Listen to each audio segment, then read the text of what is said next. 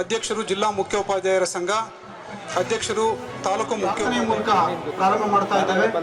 ಈಗ ತಾಲೂಕು ಶಾಖೆ ಅಧ್ಯಕ್ಷರು ಸರ್ಕಾರಿ ನೌಕರರ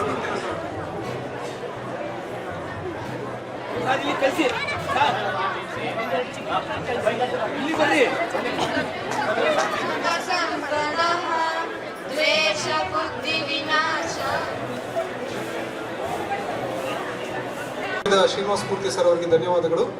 ಈಗ ಉದ್ಘಾಟನೆ ವೇದಿಕೆ ಮೇಲಿರುವ ಅಂತೂ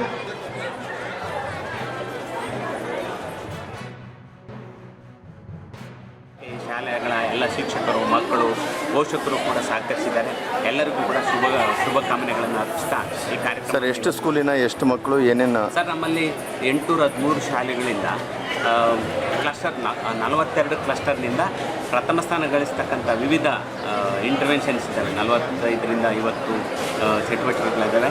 ಅದರಲ್ಲೆಲ್ಲ ಮೊದಲನೇ ಸ್ಥಾನ ಗಳಿಸಿರ್ತಕ್ಕಂಥ ಎಲ್ಲ ಮಕ್ಕಳು ಇದ್ರ ಭಾಗವಹಿಸ್ತಾರೆ. ಯಾಕೆ ಈ ಕಾರ್ಯಕ್ರಮ ಮಾಡ್ತೀರಾ? ಮಕ್ಕಳಲ್ಲಿ ಅಡಗಿರ್ತಕ್ಕಂಥ ಸೂಕ್ತ ಪ್ರತಿಭೆಯನ್ನು ಹೊರಹಾಕಲಿಕ್ಕೆ ಈ ಒಂದು ವೇದಿಕೆ ಇಲಾಖೆ ಕಲ್ಪಿಸಿಕೊಟ್ಟಿದೆ ಸರ್.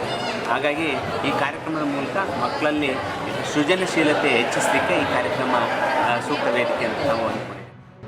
ತರಗತಿಯಲ್ಲಿ ಅಧ್ಯಯನ ಮಾಡುತ್ತಿದ್ದೇನೆ. ನನ್ನ ಶಾಲೆಯ ಹೆಸರು GHS ಹೆಗ್ಗೆರೆ.